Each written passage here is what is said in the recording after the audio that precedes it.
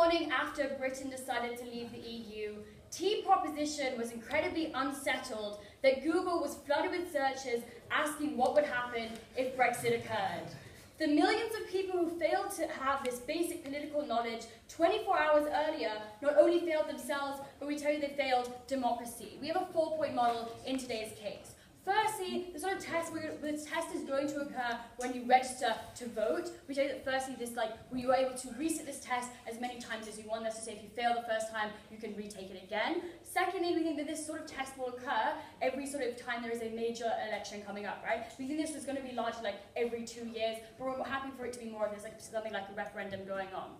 So, what does this test look like? We say that there's going to be an independent commission who will write the test, okay? First, I think this works already in places like India and Chile. But secondly, we tell you that the test will be topical. That's to say, for example, in the Brexit vote, the test would largely be centered around EU, the Britain's role in the EU, stuff like that. We tell you otherwise, in terms of like elections, the test would often be about like what the major parties stand for, what sort of core things are in their manifesto. Thirdly, we think we're happy to provide people with the materials to pass this test. That's to say, this is particularly in low-income areas. We're happy to have like voter information, go into them and try and pass out leaflets to educate these people, to get them involved so that they're able to pass this test. We tell you that these sorts of programs have a lot of success in places like Ecuador. We think we're largely going to follow the same model as they do. And fourth and last thing in our model, we think that to ensure voter turnout on our side, we're going to employ typical measures. That's to say, there's going to be we'll provide a public holiday for when this election occurs, and but secondly, we'll also sanction employers who don't allow their employees to go and vote. That's what we propose on side proposition today. Therefore, we have a 3-point case. Firstly, I'm going to be talking about why it's principally unjust to allow people without a basic knowledge to vote. Secondly, why it's better for society and minorities on our side of the house. And my second speaker, Mohammed, is going to be talking about why this better helps developing countries. First argument in my speech today about why it's principally unjust to allow people to vote when they lack a basic political knowledge. We have 3 principal justifications for why this is true. First, how the lack of information stops you from making a free decision. Second, how voting is a duty, and when you fail that duty, we think it's incredibly harmful. And third, about how there exists an intensity of preferences, and we better respect that on our side of the house. First justification, principally, for why this is true. We tell you that when you lack information, it stops you from making a free decision. We tell you that a vote without information is not a legitimate expression of your voice, which we think essentially is what a vote is. So why is this? Because we think that when you vote, you need the full information, at least a basic amount of information, in order to opt in and no thank you to what that vote necessarily entails. That's to say that when you fail a basic political knowledge test, you don't have the sorts of information to make that decision of what that vote entails in your best interest, right? We think, for example, in an election, if you're incapable of understanding what the different parties stand for and what sort of representatives' policies are, we think it's essentially like a coin flip of who you decide to vote for. We think it's not a legitimate expression when you don't fully know what you're voting for and what that means. So why is this so bad? Because we think a democracy is about self-interest, but insofar as you don't know what is in your interest in terms of the sort of vote you'll make, we think that therefore you can't make that decision, and we think that that's an incredibly bad thing. Comparatively on our side, what happens is that we ensure that the people who are voting have the information so that they can make that decision in their interest. We tell you that's much more democratic. Second justification about why voting is a duty, right? We think that when you cast your vote, you not only affect the outcome of yourself, but we think you affect the outcomes of other people. We think that therefore, for example, if you vote for a representative, that representative affects other people, no thank you. So why is it important that you have information?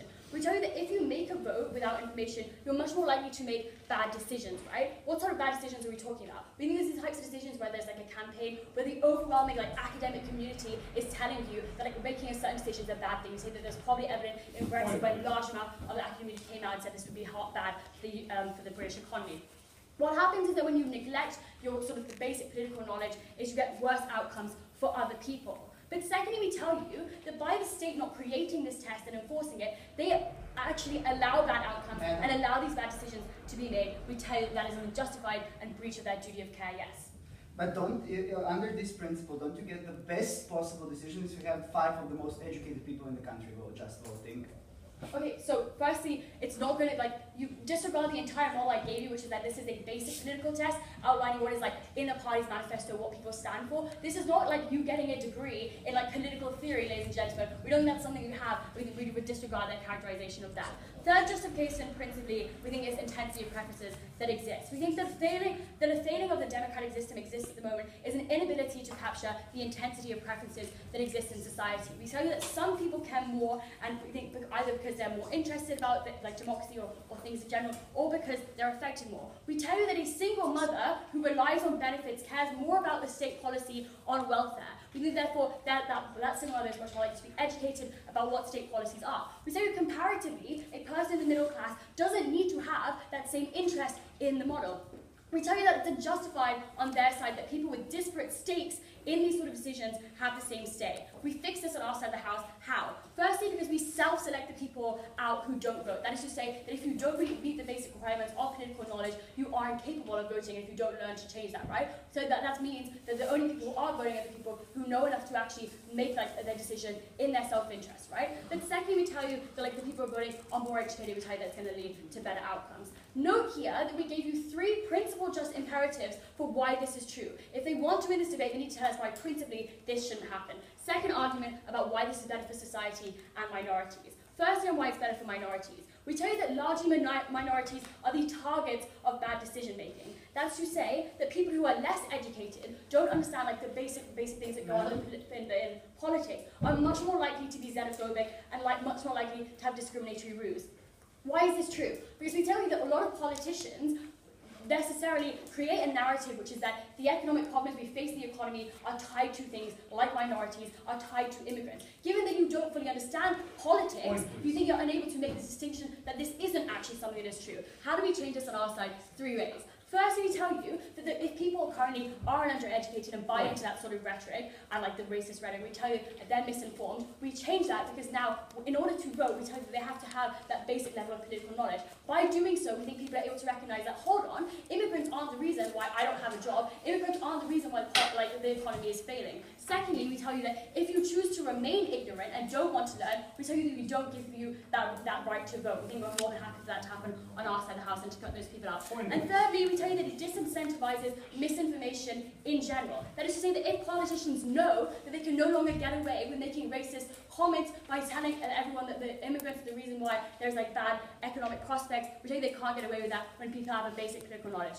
Therefore, we think in terms of society also, we get better decisions and more educated populace. In terms of better decisions, we tell you that right now, people are shrouded in misinformation, with this is largely due to the existence of a media like Fox News to give these people sort of information. What we do is we change this on our side of the house by requiring people to meet a basic political level, which are they're able to identify what misinformation is and therefore able to act on that in the most effective way in terms of electoral impact. Ladies and gentlemen, because we recognize that not only is there a principled justification for this to exist, but secondly because we help minorities and we also improve society in general, we beg you to oppose.